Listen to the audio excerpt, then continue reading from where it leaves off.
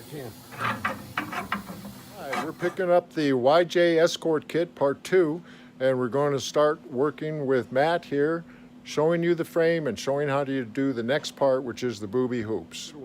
All right, here we go. We've already cut off your bump stop shock mount, and you can leave this on here. There's no reason to take that off.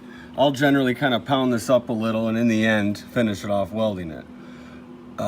These are your plates that you'll get.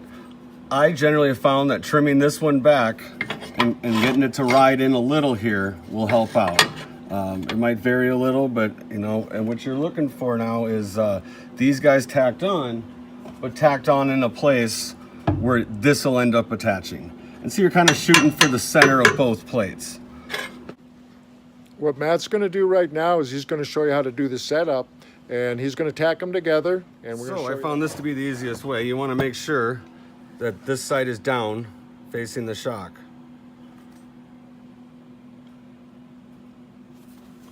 What size spacer is that, Matt? So 1.5 inches seems to work out great.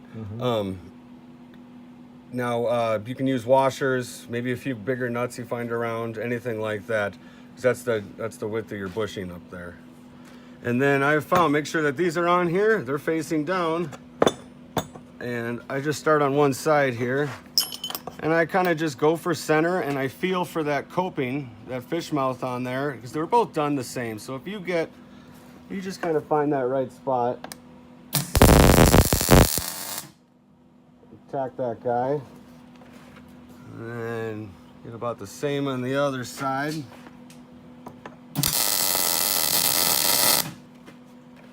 Now it'll make handling it a lot easier. Now this suspension is drooping. There's no motor or tranny in it, so we're not able to put like the weight I'd really like.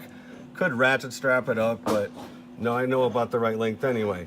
But what we're going for is, so this one with the suspension hung, this shock's gonna look a little more straight up and down. We put motor and we put weight and everything on it. We're looking for like an inch and a half leaning back when the suspension. So if you do this on jack stands on the ground with the weight on it, you're gonna want that shock usually to cut somewhere in between your old shock mount. And you know, you wanna get it about as high as you can here. And what you're also looking for is, you can come back to this, but you're gonna want to be able to get your bolts out and not be against your fender well. And obviously you got a lot of room to move it around. You know, everyone's gonna be a little bit different, but I'll get this tacked up and then we'll go to this guy here because there's still plenty of movement here. What Matt's doing right now is he's setting it up like if it had a shock, and he's tacking it to the plates so that he can remove all of it and weld it up and put it back on. Yep.